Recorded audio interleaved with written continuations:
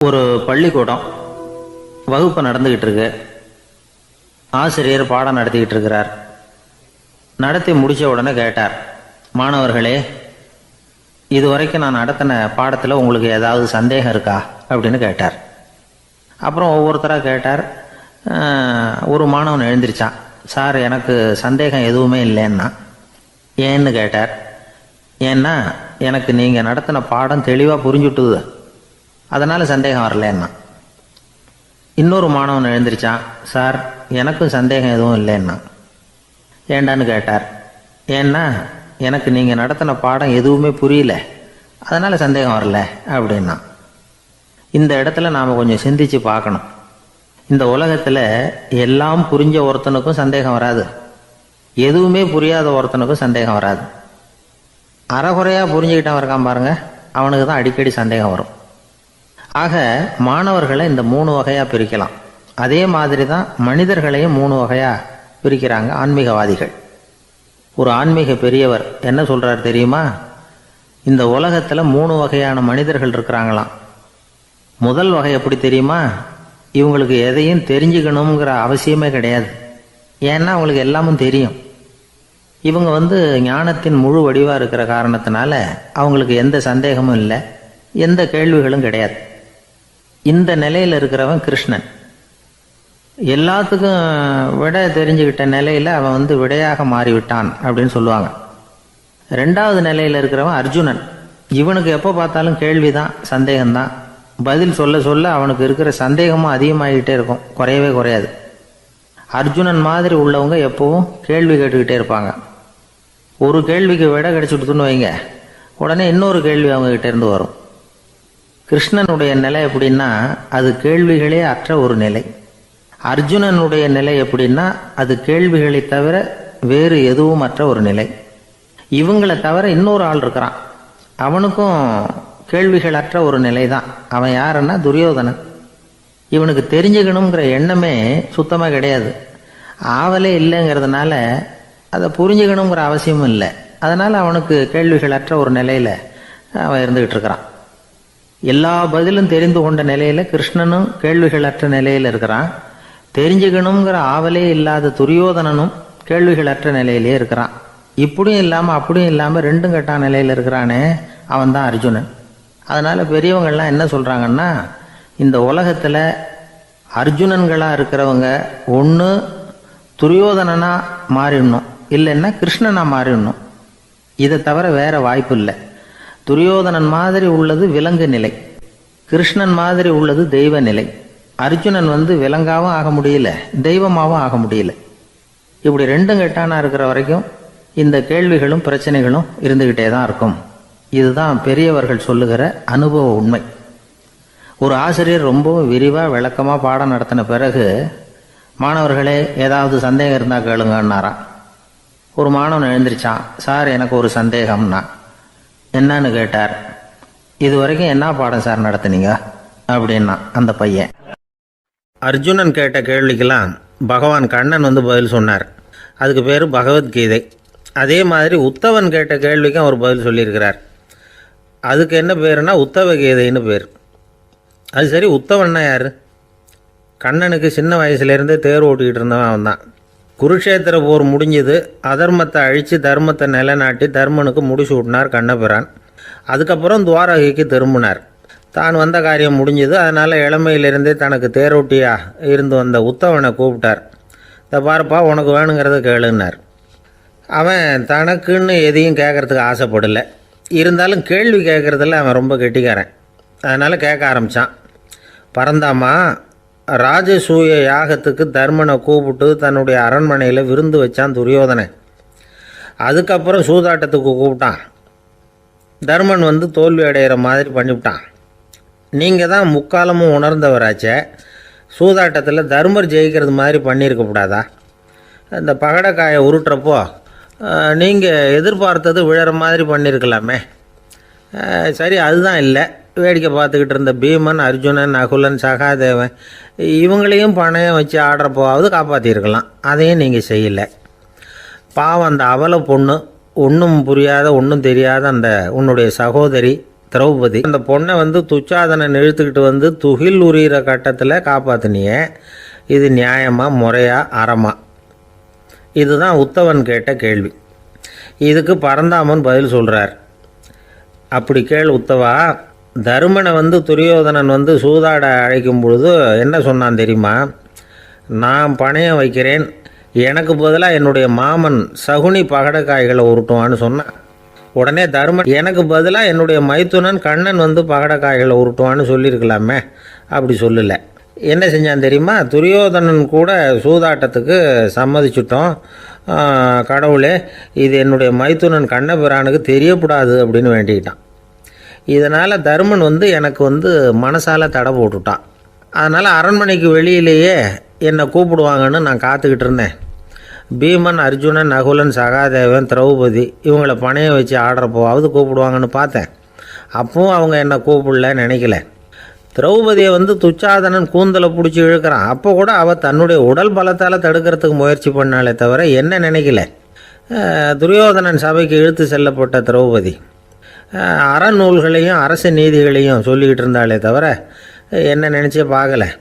துகில் உரிகிற கட்டத்தில் தான் ஹரி ஹரி கண்ணா பரந்தாமன்னு கூப்பிட்டா, அதனால தான் அப்போ போய் நான் காப்பாற்றினேன் அப்படின்னா பரந்தாமன். அப்படின்னா நீ அழைச்சாதான் போவியா, நீயா போக மாட்டியா அப்படின்னு கேட்குறான் உத்தவன். ஆமாம், நான் கூப்பிட்டா தான் போவேன். மனிதர்கள் செய்யக்கூடிய செயல்களையெல்லாம் அவங்கவுங்க போக்கிலேயே விட்டுட்டு வேடிக்கை பார்த்துக்கிட்டு இருப்பேன். நான் குறுக்கிட்டு ஒன்றுமே செய்ய மாட்டேன் அப்படின்னா பரந்தாமன். மனுஷன் தவறு பண்ணுனா திருத்த மாட்டியா, சும்மா பார்த்துக்கிட்டு தான் உட்காந்துருப்பியா அப்படின்னு கேட்குறான் உத்தவன். நான் மனுஷனுடைய உள்ளத்தில் இருக்கிறப்போ என் எதிரில் மனுஷன் தவறு பண்ண மாட்டான் அப்படின்னு ஆனால் கண்ணன்.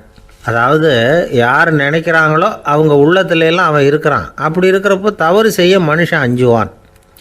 இதுதான் உத்தவ கீதைங்கிறது. இந்த காலத்துலேயும் சில பேர் பகவான் மாதிரி அடுத்தவங்க கஷ்டப்படுறத வேடிக்கை பார்த்துக்கிட்டு இருக்கிறது உண்டு. அன்றைக்கி அப்படித்தான் நடுத்தெருவில் ஒரு திருடனை பிடிச்சி எல்லாரும் சேர்ந்து அடிச்சுக்கிட்டு இருக்கிறாங்க.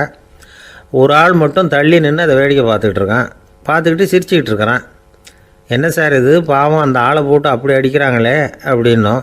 அடிக்கட்டும் சார், அவன் அடி வாங்க வேண்டிய ஆள் தான் அப்படின்னா அவன். ஏன் சார் அப்படி சொல்கிறீங்க அப்படின்னு கேட்டோம். பின்ன என்ன சார், நான் ஒருத்தர் பையில் இருந்த பர்ஸை எடுக்கிறதுக்கு முயற்சி பண்ணிக்கிட்டு இருந்தேன். அதுக்குள்ளே அவன் முந்திக்கிட்டு அப்வேஸ் பண்ணிவிட்டான். பர்ஸை அவன் எடுத்துட்டான். பார்க்குறதுன்னா எடுக்கிறது அவனா? என்ன சார் நியாயம் இது? நல்லா வாங்கட்டும் அப்படிங்கிறான். ஒரு சீன தேசத்து அரசர் இருந்தார். அவருக்கு வயசாயிட்டுது. அவருக்கு அடுத்தபடியாக அவருடைய புள்ள பட்டத்துக்கு வரணும், ஆட்சி பொறுப்பை ஏற்றுக்கணும். ஒரு நல்ல தலைவனுக்கு இருக்க வேண்டிய பண்புகள்லாம் தன்னுடைய மகனுக்கு இருக்கணும்னு விரும்பினார் அந்த அரசர். அதனால் இளவரசனை பக்கத்தில் இருந்த ஒரு குரு கிட்ட அனுப்புனார். இளவரசன் அவர்கிட்ட போய் சேர்ந்தான். அந்த குரு என்ன பண்ணார் தெரியுமா? இவனை பார்த்து சொன்னார், இதை பாருப்பா, நீ என்ன பண்ணுற, இப்போவே பக்கத்தில் இருக்கிற காட்டுக்கு போ, நடு காட்டில் போய் ஒரு இடத்துல உட்காந்துக்கோ. அங்கே என்னென்ன சத்தம்லாம் உன் காதில் விழுதுன்னு கவனித்து கேளு. உன் காதில் விழுந்த ஓசைகள் என்னென்னங்கிறத என்கிட்ட சொல்லு, அதுதான் எனக்கு தெரியணும், உனக்கு வேலையும் அதுதான் அப்படின்னு சொல்லி அனுப்பி வச்சுட்டார். இளவரசன் காட்டுக்கு போனான். குரு சொன்னபடியே ஒரு இடத்துல உட்காந்து கவனித்து கேட்டான். அதுக்கப்புறம் குருக்கிட்ட திரும்பி வந்தான். என்னென்ன சத்தம்லாம் கேட்ட அப்படின்னு கேட்டார் குரு. குருவே, காட்டில் நான் பறவைகள் சத்தம்லாம் கேட்டேன், மிருகங்களின் ஓசையையும் கேட்டேன், இதை தவிர இடி, மின்னல், மழை இதுகளோட சத்தத்தையும் கேட்டேன் அப்படின்னா. குரு யோசனை பண்ணார், நீ இன்னமும் சரியாக கேட்கல, அதனால் மறுபடியும் காட்டுக்கு போ, கொஞ்ச நாள் தங்கியிருந்து கேட்டுட்டு வா அப்படின்னார். இளவரசனுக்கு ஒன்றும் புரியல. இருந்தாலும் குருவின் கட்டளையாச்சே, மறுக்க முடியுமா? உடனே அவன் மறுபடியும் காட்டுக்கு போனான். ஒரு இடத்துல உட்காந்தான். கொஞ்ச நேரம் உன்னிப்பாக கவனித்து கேட்டான். சில நாள் கழித்து குருக்கிட்ட திரும்பி வந்தான். குருவே, இந்த தடவை சில துல்லியமான சத்தங்களை எல்லாம் கேட்டான். தேனீ பறக்கிற சத்தம், நீரோடையின் மெல்லிய ஓசை, இதெல்லாம் கேட்டேன்னா. குரு சிரித்தார். நீ மறுபடியும் காட்டுக்கு போ, இன்னும் சில நாள் அங்கே இரு, முழுமையாக கவனமாக கேட்டுட்டு வா அப்படின்னு சொல்லி அனுப்பி வச்சுட்டார். இளவரசனுக்கு குழப்பம் அதிகமாகிட்டுது. ஒன்றுமே புரியல. மறுபடியும் காட்டுக்கு போனான். மௌனமாக ஒரு இடத்துல உட்காந்துட்டான். அப்படியே தியானத்தில் ஆழ்ந்துட்டான். சில நாளில் அவனுக்கு இதுவரை கேட்காத ஓசைகள்லாம் கேட்க ஆரம்பிச்சிட்டுது.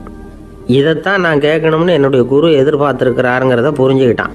உடனே குருக்கிட்ட ஓடனான். குருவே, இந்த தடவை காதுகளுக்கு கேட்க முடியாத சில ஓசைகளை கூட என்னால் உணர முடிஞ்சுது. பூ மலருகிற ஓசை, சூரியனால் பூமி சூடாகிறப்போ எழுகிற ஓசை, காலை பனித்துளி, இந்த புல்லுலாம் குடிக்கிற ஓசை, இது எல்லாம் என்னால் நல்லா கேட்க முடிஞ்சுது அப்படின்னா. குருவுக்கு இப்போ தான் திருப்தி ஏற்பட்டு தான் இளவரசனை பார்த்து சொன்னார், இதை பாருப்பா, இப்போ தான் நாட்டை ஆளுகிற தகுதி உனக்கு வந்திருக்குது அப்படின்னு சொல்லி அதுக்கு விளக்கமும் கொடுத்தாராம். எந்த அரசன் தன்னுடைய மக்களின் இதயம் பேசுகிற மௌன மொழியை, மௌன வார்த்தைகளை கேட்குறானோ அவன்தான் ஆள தகுதி உள்ளவன். எந்த அரசன் தன்னுடைய மக்களின் உணர்ச்சிகளை உண்மையாக உணர்றானோ அவன்தான் முதன்மையான அரசன். போலி வார்த்தைகளை மட்டும் கேட்டுட்டு பல மௌன ராகங்களை காதில் வாங்கிக்காதவன் அரசனே இல்லை. எந்த நாட்டில் எப்போ ஒரு அரசன் தன்னுடைய மக்களின் உணர்ச்சிகளை கேட்க மறுக்கிறானோ அன்னையிலேருந்தே அந்த நாடு அழிய தொடங்குது அப்படின்னு அர்த்தம். இதுதான் அந்த குரு இளவரசனுக்கு போதிச்சது. வாயால் பேசுகிறத மட்டும் கேட்டு ஏமாறக்கூடாது, உணர்ச்சிகளையும் கேட்கறதுல தான் மனப்பக்குவம் உண்டாகும். மக்கள் உணர்ச்சிகளை புரிந்து கொள்ளாத அரசர்கள் நீடிச்சிருக்க முடியாது. அது மாதிரி நாடுகளில் அடிக்கடி குழப்பம் தான் உண்டாகும். அப்படி இருந்தால் அடிக்கடி ஆட்சி மாறிக்கிட்டு இருக்கும். அப்படிப்பட்ட ஒரு தேசம், அங்கே ஒரு சிறைச்சாலையில் 3 கைதிகள் பேசிக்கிட்டு இருந்தாங்க. ஒருத்தன் சொன்னான், நான் இந்த நாட்டு ராஜாவை எதிர்த்து பேசிக்கிட்டு இருந்தேன், அதனால் என்னை பிடிச்சி கொண்டாந்து இங்கே போட்டுட்டாங்க அப்படின்னா ஒருத்தன். இன்னொருத்தன் சொன்னான், நான் இந்த நாட்டு ராஜாவை ஆதரித்து பேசிக்கிட்டு இருந்தேன், அதனால் என்னை பிடிச்சி கொண்டாந்து இங்கே தள்ளிவிட்டாங்க அப்படின்னா. அது சரி, நீ என்ன தப்பு பண்ண அப்படின்னு சொல்லி 3வது ஆளை பார்த்து இவங்க கேட்டாங்க. அதுக்கு அந்த ஆள் சொல்கிறான், நான் தான் இந்த நாட்டு ராஜா அப்படின்னானா. ஒரு ஊரில் ஒரு மன்னர் இருந்தார். அழகான அரண்மனையில் அவர் இருந்தார். அந்த அரண்மனையை விட அழகாக ஒரு மாளிகையை அந்த ஊர்லேயே வேற ஒருத்தன் கட்டியிருந்தான். அப்படி கட்டி முடித்ததில் அவனுக்கு ரொம்ப பெருமை. எத்தனையோ செல்வந்தர்கள்லாம் வந்து பார்த்துட்டு, இந்த மாளிகையை விலைக்கு கொடுத்துட்றியா, எவ்வளோ விலை சொன்னாலும் சரி நாங்கள் வாங்கிக்கிறதுக்கு தயாராக இருக்கோம் அப்படின்னு சொல்லி கேட்டு பார்த்துட்டாங்க. நான் இதை விற்கிறதுக்கு தயாராக இல்லை அப்படின்னு சொல்லிவிட்டான். அவ்வளவு சிறப்பாக கலை அம்சத்தோடு அதை கட்டி முடிச்சிருக்கிறான். அதுவே ஒரு பெரிய அரண்மனை மாதிரி இருந்ததுன்னா பார்த்துங்களேன். சுற்றிலும் அழகான பூந்தோட்டம். ஒரு நாள் அவன் எங்கேயோ வெளியூர் போயிட்டு திரும்பி வந்துக்கிட்டு இருக்கிறான். அப்போது அந்த மாளிகை தீப்பெட்டி எரிஞ்சிக்கிட்டு இருக்கு. பதறி போட்டான். விலைக்கு கேட்டவங்க யாராவது இதை செஞ்சுருக்கணும், இல்லைன்னா மன்னரே செய்த சதியோ என்னவோ, இப்படிலாம் அவனுக்கு சந்தேகம். ஒரு மூலையில் உட்காந்து அழ ஆரம்பிச்சிட்டான். அந்த சமயத்தில் அவனுடைய மகன் அங்கே ஓடி வந்தான். அப்பா அழாதீங்க, இதை நான் நேற்று ராத்திரியே நம்ம ஊர் மன்னருக்கு விற்றுட்டேன். இதை கட்டி முடிக்க நமக்கு எவ்வளவு செலவாச்சோ அதை போல் 3 மடங்கு விலைக்கு விற்றுட்டேன், கவலைப்படாதீங்க. இதை விட அழகான மாளிகையை நாம் புதுசாக கட்டிக்கலாம்னா. இதை கேட்டதும் அழுதுகிட்டு இருந்தவன் அழுகையை நிறுத்தினான், சிரிக்க ஆரம்பிச்சிட்டான். இதே இடத்த நான் மன்னர்கிட்ட இருந்து விலைக்கு வாங்குவேன், இதை விட அழகான மாளிகையை கட்டுவேன் அப்படின்னு சுற்றி நின்று எல்லார்கிட்டையும் சொல்லிக்கிட்டு இருந்தான். இந்த சமயத்தில் அவனோட இளைய மகன் ஓடி வந்தான். அப்பா, அண்ணன் சொன்னதெல்லாம் சரிதான், மன்னர்கிட்ட விலை பேசினதெல்லாம் உண்மைதான், ஆனால் விற்றது பேச்சு அளவில் தான். இனிமே தான் பத்திரம் வாங்கணும், எழுதணும், நீங்கள் கையெழுத்து போடணும், பதிவு பண்ணணும், மன்னர்கிட்ட பணம் வாங்கணும், அதுக்காகத்தான் உங்களை எதிர்பார்த்துக்கிட்டு இருந்தோம், அதுக்குள்ளே இப்படி ஆயிட்டுதுன்னா. இப்போ சிரிச்சுக்கிட்டு இருந்தவன் சிரிப்பை நிறுத்தினான். மறுபடியும் குழந்தை மாதிரி அழ ஆரம்பிச்சிட்டான். இது ஒரு சம்பவம். இதிலிருந்து என்ன தெரியுது? அந்த அழகான மாளிகை தன்னுடையது அப்படின்னு நினைக்கும் பொழுது அவனுக்கு அழுகை வந்தது. அது தன்னுடையது இல்லை அப்படின்னு நினைக்கிற போது சிரிப்பு வந்தது. மறுபடியும் அது தன்னுடையது தான் அப்படிங்கிற உணர்வு வரும்பொழுது அழுகை. எது எதிலிருந்து நீ நீங்கி இருக்கிறாயோ அது அதிலிருந்து உனக்கு துன்பம் இல்லை அப்படிங்கிறார் திருவள்ளுவர். இந்த உடம்பு என்னுடையதில்லை அப்படிங்கிற உணர்வு வந்துட்டா அது ஒரு பெரிய நிலை. அந்த நிலை வரணும். எல்லாத்தையும் பயன்படுத்திக்கலாம், ஆனால் பற்றில் விழுந்துடக்கூடாது. உலகத்தில் இருங்கள், ஆனால் உலகத்தவராக இருக்காதீர்கள். உலகிற்குள் இருங்கள், உலகம் உங்களுக்குள் வந்துவிட அனுமதிக்காதீர்கள். விலகி இருங்கள், விழித்திருங்கள், மௌனமாய் பார்த்திருங்கள் அப்படிங்கிறது சான்றோர் கருத்து. செய்ய வேண்டிய கடமையிலிருந்து விலகி இருக்கிறவர்கள் நம்மகிட்ட நிறைய பேர் உண்டு. அப்படிப்பட்ட ஒருத்தர் டாக்டர்கிட்ட போனார். டாக்டர், நான் ஒரு கவர்மெண்ட் ஆஃபீஸில் வேலை பார்க்குறேன், எனக்கு ஒரே அசதியாக இருக்குது, என்னை சோதிச்சு பாருங்கள், ஆலோசனை சொல்லுங்கள் ஏதாவதுன்னார். டாக்டர் அவரை பரிசோதனை பண்ணி பார்த்துட்டு சொன்னார், இதோ பாரு, உனக்கு இப்போ தேவைப்படுறது முழு ஓய்வு. நீ எவ்வளவு சீக்கிரமாக ஆஃபீஸுக்கு போறியோ அவ்வளவுக்கு உனக்கு நல்லது அப்படின்னாராம். ஒரு ஆள் இருந்தான், நிறைய பணம் சம்பாதிச்சான், ஆனால் செலவு பண்ண மனசு வரல, கருமி. அவன் என்ன பண்ணா, சேர்த்த பணம் பூராவையும் ஒரு மரத்தடியில் புதைச்சி வச்சுருந்தான். வாரத்துக்கு ஒரு தடவை அந்த மரத்தடிக்கு வருவான், புதைச்ச இடத்த ஆவலோடு பார்த்துக்கிட்டு இருப்பான், அதுக்கப்புறம் போயிடுவான். அவ்வளவுதான். ஒரு நாள் ஒரு திருடன் வந்தான். இவன் புதைச்சி வச்சிருந்ததெல்லாம் எடுத்துட்டு போட்டான். இது தெரிஞ்சு போச்சு. அந்த கருமி புலம்ப ஆரம்பிச்சிட்டான். இவன் புலம்பலை கேட்டதும் அக்கம் பக்கத்தில் இருந்தவங்கெல்லாம் ஓடி வந்தாங்க. என்ன விஷயம்னு விசாரிச்சாங்க. இவன் சொன்னான். ஒரு பெரியவர் கேட்டார், ஏன்பா வாரம் வந்து இந்த இடத்த பார்க்கறதாக சொன்னியே, எப்போவாவது இதில் இருக்கிற பணத்தை எடுத்து செலவு பண்ணியிருக்கியா அப்படின்னு கேட்டார். நான் அப்பப்போ வந்து அதை பார்க்கறது தான் வழக்கம், அதை தொட்டதே இல்லைன்னு அவன். சரி அப்படின்னா இப்போவும் நீ அதே மாதிரி வாரம் ஒரு தடவை வந்து இந்த இடத்த பார்த்துட்டு போகலாமே அப்படின்னாராம் அந்த பெரியவர். அதுவும் சரிதானே, எவ்வளவு காலமானாலும் அவன் அந்த பணத்தை எடுத்து செலவு பண்ண போகிறதில்ல. அப்படி இருக்கிறப்ப உள்ளே பணம் இருந்தாலும் ஒன்று தான், இல்லாமல் போனாலும் ஒன்று தான். இதிலிருந்து என்ன புரியுதுன்னா, ஒருத்தர்கிட்ட இருக்கிற பணத்தை கொண்டு அவர் பணக்காரரா ஏழையா அப்படின்னு முடிவு செய்கிறது சரியில்லை. அந்த செல்வத்தை அனுபவிக்கிற திறன், பயன்படுத்துகிற திறன், அதை வச்சு தான் அவர் ஏழையா பணக்காரரா அப்படிங்கிறத நிர்ணயம் பண்ணணும். அதுதான் சரி. செலவு பண்ண தெரியாதவன் சேகரம் பண்ணிகிட்டே இருக்கிறதுனால என்ன பிரயோஜனம்? தலைமுடியே இல்லாதவன் தாராளமாக சீப்புகளை வாங்கி சேகரம் பண்ணுறது மாதிரி தானே இது. சில சமயம் செலவு பண்ண நாம் தயாராக இருந்தால் கூட அந்த செல்வம் நமக்கு பயன்படுறதில்ல. அரேபியாவில் ஒரு நகை வியாபாரி விலை உயர்ந்த முத்துக்களை எல்லாம் அவர் வச்சு வியாபாரம் பண்ணிகிட்டு இருந்தார். அவர் ஒரு சமயம் ஒரு பாலைவனம் வழியாக போயிட்டு இருக்கிறார் ஒட்டகத்தில். அப்போ திடீர்னு கடுமையான புயல் வீச ஆரம்பிச்சுட்டுது. திசை தவறி இவர் எங்கேயோ வந்துட்டார். கூட வந்தவங்களையும் காணலை, எங்கே போனாங்களோ தெரியல. இவர் ரொம்ப பயந்து போய் அங்கேயும் எங்கேயுமா அலைஞ்சு தெரிகிறார். வழியே தெரியல. பசி கடுமையாயிட்டுது. ஒட்டகத்து முதுகில் ஒரு மூட்டை இருந்தது. அதை பிரித்து பார்த்தார். உள்ளே ஏதாவது இருக்கான்னு தேடி பார்க்குறார்.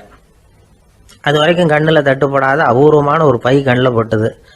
ஆஹா, அதில் ஏதாவது சாப்பிட்றதுக்கு இருக்கும் அப்படின்னு நினச்சி ஆவலாக அதை பிரித்து பார்க்குறார். அந்த பையில் விலை உயர்ந்த முத்துக்கள் நிறைய இருந்துதான். அப்போ தான் அவர் நினச்சாராம், விலை உயர்ந்த முத்துக்கள் கூட சாப்பிட்றதுக்கு உணவாக முடியாது அப்படிங்கிறத புரிஞ்சுக்கிட்டாராம்.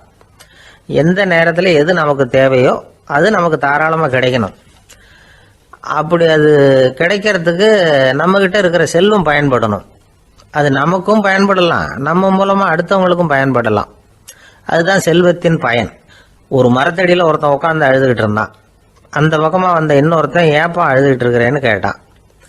இந்த இடத்துல தான் பூமிக்கு அடியில் பணம் இருக்குது, புதைச்ச இடம் தெரியல, அதான் அழறேன் அப்படின்னா. நல்லா ஞாபகப்படுத்தி பாரு, எந்த இடத்துல புதைச்ச அப்படின்னு கேட்டான் இவன். அது எப்படி எனக்கு தெரியும், புதைச்சி வச்சிருக்கிறவன் நான் இல்லையே, எங்கள் எதிர்த்த வீட்டுக்காரன் அப்படின்னானா இவன். இந்த உலகத்தில் எவ்வளவோ உயிரினங்கள் இருக்கு, ஒவ்வொன்றும் ஒவ்வொரு விதமாக சண்டை போடுது. இப்போ 2 மாடு சண்டை போட்டுக்குதுன்னு வச்சுங்க, என்ன பண்ணும்? 2 முட்டிக்கும். அதுக்கு சண்டை போடுறதுக்கு ஆயுதமாக உபயோகப்படுறது அதோட கொம்பு. 2 சேவல் சண்டை போட்டுக்குதுன்னு வச்சுங்க, அதுக்கு ஆயுதமாக உபயோகப்படுறது அதோட கால் நகம். காலால் தான் அது ஒன்றோட ஒன்று சண்டை போட்டுக்கும். ஆனால் 2 மனுஷன் சண்டை போட்டுக்கிறான்னு வச்சுங்க, இவன் இன்னதை தான் ஆயுதமாக உபயோகப்படுத்துவான்னு குறிப்பிட்டு சொல்ல முடியாது. கல்லை எடுப்பான், கத்தி எடுப்பான், துப்பாக்கி எடுப்பான், என்ன வேணாலும் பண்ணுவான். வாயால் திட்டுவான், கையால் அடிப்பான், காலால் உதைப்பான், சகலகலா வல்லவன். விலங்குகள்லாம் பொதுவாக வாயை சாப்பிட்றதுக்கு மட்டும்தான் உபயோகப்படுத்துது. ஆனால் இவனுக்கு சாப்பிட்றதுக்கும் அதுதான், சாப்பிட்டு விட்டு திட்டுறதுக்கும் அதுதான். ஆனால் ஒரு விஷயத்தில் மட்டும் கெட்டிக்கிறேன். அதாவது நாம் சண்டை போட்டுக்கிட்டாலும் பரவாயில்லை, கோழிகள் சண்டை போடாமல் இருக்கணும் அப்படின்னு ஆசைப்படுறான். எதுக்காக? கோழிகள் சண்டை போடாமல் இருந்தால் நிறைய முட்டைகள் போடுமா, அதுக்காக தான் இந்த அக்கறை. கோழி பண்ணை வச்சிருக்கிறவங்களுக்கு இது ஒரு பெரிய பிரச்சனை. அதாவது பண்ணையில் இருக்கிற கோழிகளுக்குள்ளே அடிக்கடி சண்டை வந்துடும். அதனால் முட்டை உற்பத்தி குறைஞ்சிரும். சரி, இதுக்கு என்ன பண்ணுறது? பண்ணையில் போய் உட்காந்துக்கிட்டு தினமும் பஞ்சாயத்து பேசிகிட்டு இருக்க முடியுமா? அமெரிக்காவில் கோழி பண்ணை வச்சிருக்கிற ஒருத்தர் இதை பற்றி யோசனை பண்ணி பார்த்தாராம். ஒரு வழியையும் கண்டுபிடிச்சிருக்கார். கோழிக்கெல்லாம் மூக்கு கண்ணாடி மாட்டி விட்டுட்டோம்னா அது சண்டை போடுற குணம் குறைஞ்சிரும், முட்டை அதிகமாகிடும். அந்த கண்ணாடியில் உள்ள லென்ஸ் சிவப்பு நிறத்தில் இருக்கணும், அவ்வளவுதான் அப்படின்னு அவர் கண்டுபிடிச்சாராம். இது ஏற்கனவே நடைமுறையில் கண்டுபிடிக்கப்பட்ட ஒரு விஷயம். ஆனால் எல்லா கோழிக்கும் சிவப்பு மூக்கு கண்ணாடி எப்படி மாட்டி விடுறது? அப்படியே மாட்டி விட்டாலும் அது நழுவாமல் இருக்கணுமே. இப்போ நாமெல்லாம் நடு விரலால் மூக்கு கண்ணாடி நடுவில் தொட்டு அப்படி ஸ்டைலாக சரி பண்ணிக்கிறோம். அது மாதிரி கோழி எப்படி சரி பண்ணிக்கும்? இதுதான் பிரச்சனை. இதுக்கு அவர் என்ன வழி கண்டுபிடிச்சாருன்னா, கோழிக்கெல்லாம் மூக்கு கண்ணாடிக்கு பதிலாக விழியொட்டு வில்லைகள், கான்டாக்ட் லென்ஸ், அதை பொருத்தி விட்டா என்ன அப்படின்னு யோசனை பண்ணார். அதே மாதிரி பண்ணார். அதே மாதிரி செஞ்சு பார்த்தார், வெற்றி. அதுக்கப்புறம் கோழியெல்லாம் சண்டை போட்டுக்கலையாம், சமாதான பிரியர்கள் ஆகிட்டு தான். கோழிகளுக்கு இயல்பாகவே சண்டை போடுற குணம் உண்டு. ஆனால் அதோட கண்ணுக்கு பார்க்குற பொருள்லாம் ரோஜா நிறத்துலையோ அல்லது இன்னும் சொல்ல போனால் அழுத்தமான சிவப்பு நிறத்துலையோ தெரிஞ்சதுன்னா சண்டை போடுற குணம் குறைஞ்சிருதான். அந்த சமயத்தில் அது அதிகமாகவும் முட்டையிட ஆரம்பிச்சுடுதான். அதே நேரத்தில் இறை எடுக்கிறத கூட குறைச்சிக்குதான். இது ஏன் இப்படி பண்ணுதுங்கிறது விஞ்ஞானிகளுக்கு இன்னமும் புரியலையா. எப்படியோ அமெரிக்க கோழிகள்லாம் கான்டாக்ட் லென்ஸ் பொருத்திக்க ஆரம்பித்தாச்சு. கோழி கழுத்தை பிடிச்சிக்கிட்டு ஒரு சில வினாடிகளில் அதை பொருத்தி விட்றாங்களாம். கோழியோட ஆயுள் பூரா அது அப்படியே இருக்குமா. பண்ணையில் முட்டை உற்பத்தி குறைஞ்சா இது மாதிரி விஞ்ஞானபூர்வமாக பரிகாரம் தேடுறது தான் நல்லது. நமக்கு வேண்டியப்பட்ட ஒருத்தர், அவர் ஒரு கோழி பண்ணை வச்சுருந்தார். அந்த பண்ணையில் பாதி கோழி திடீர்னு செத்து போச்சு.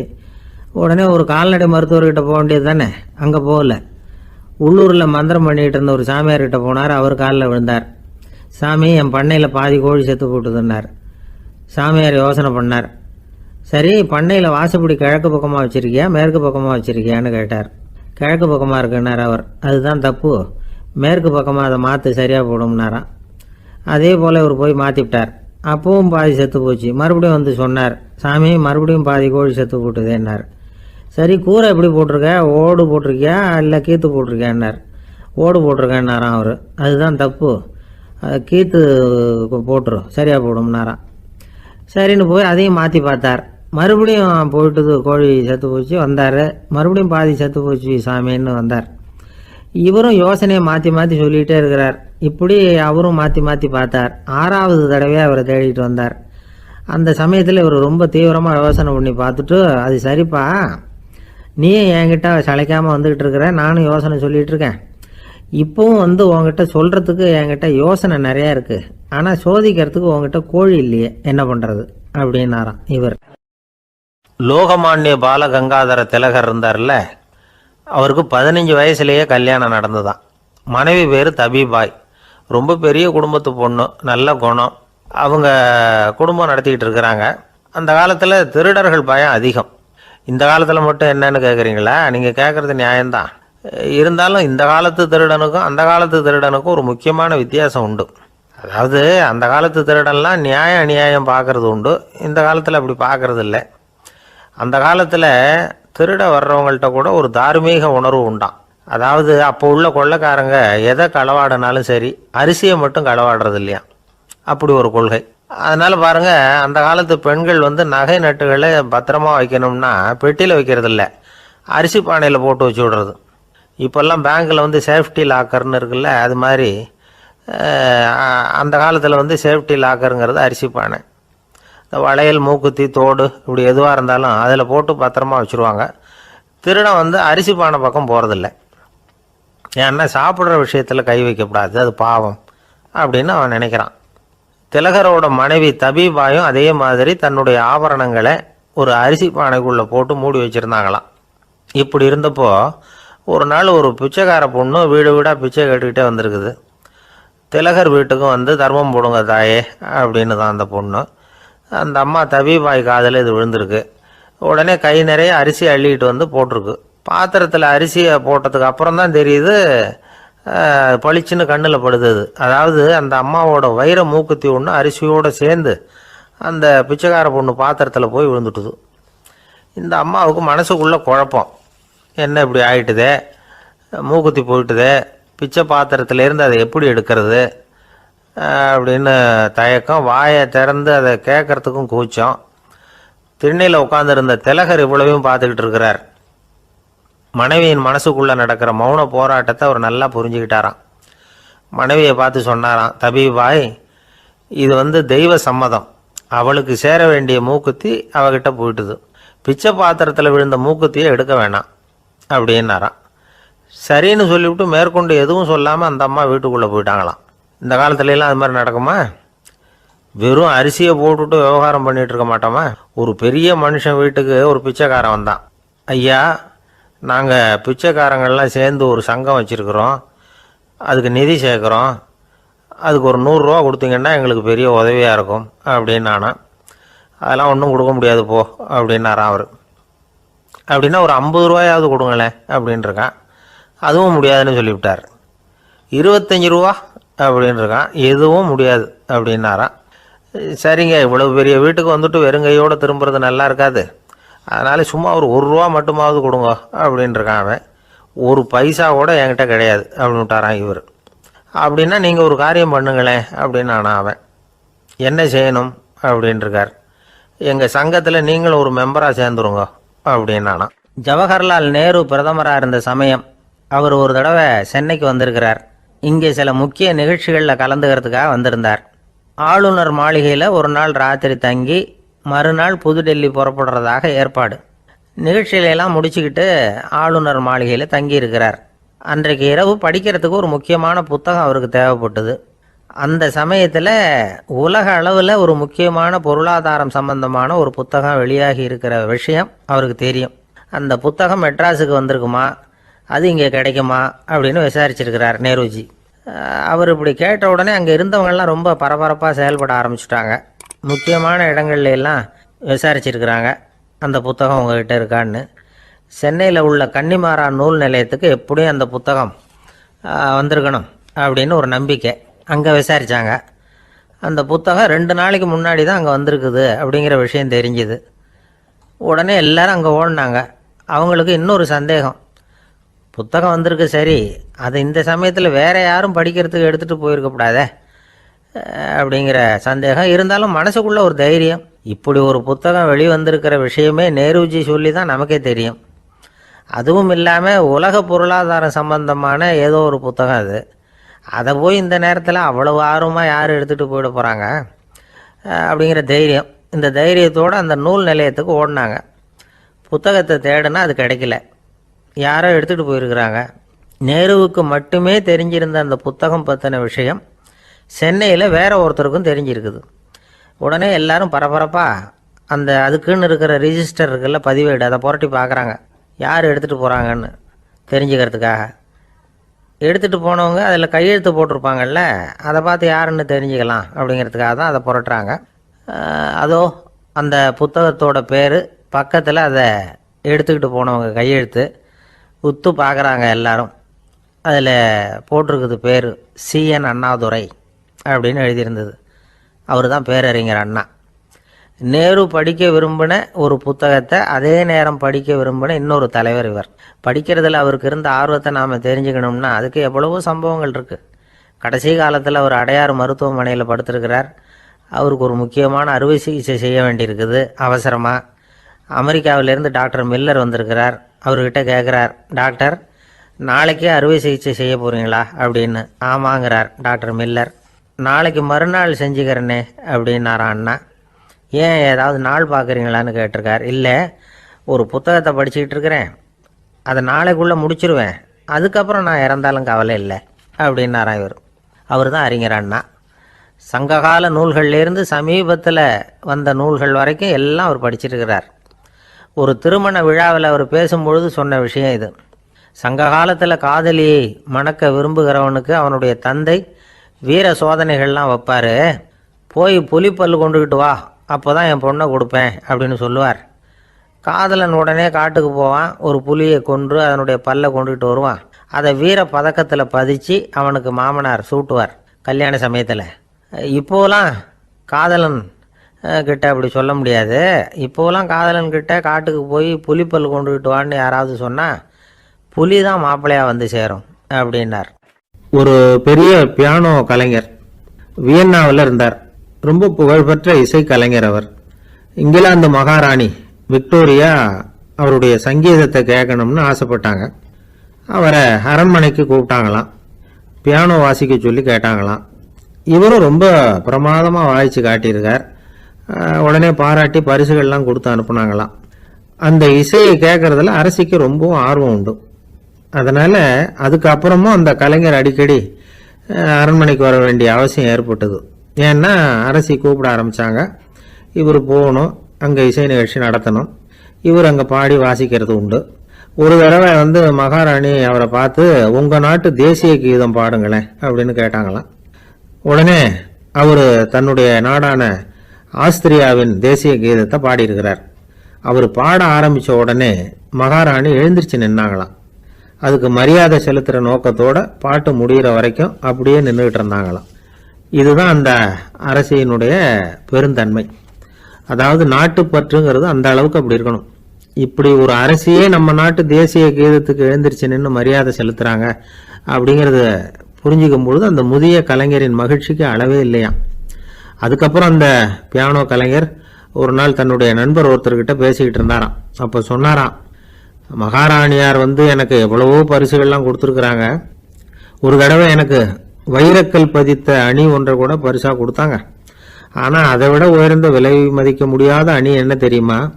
நான் என்னுடைய நாட்டு தேசிய கீதத்தை நான் பாடுறப்போ அவங்க எழுந்திருச்சு நின்று மரியாதை செலுத்தினாங்களே, அதுதான் எனக்கு கிடைச்ச மிகப்பெரிய பரிசு அப்படின்னாராம். எனக்கு தெரிஞ்ச சங்கீத வித்வான் ஒருத்தர் இருக்கார். சமீபத்தில் ஒரு நாள் அவரை பார்த்தேன். எப்படி போயிட்டுருக்கு உங்கள் தொழில் அப்படின்னு கேட்டேன். ரொம்பவும் வித்தியாசமாக போயிட்டுருக்குங்க அப்படின்னார். என்ன சொல்கிறீங்க அப்படின்னேன். முன்னாடியெல்லாம் நான் பாடினா எதிரில் இருக்கிறவங்க தான் எழுந்திரிச்சு போயிட்டு இருந்தாங்க. இப்போ எப்படின்னா நான் பாட ஆரம்பிச்சுட்டா உடனே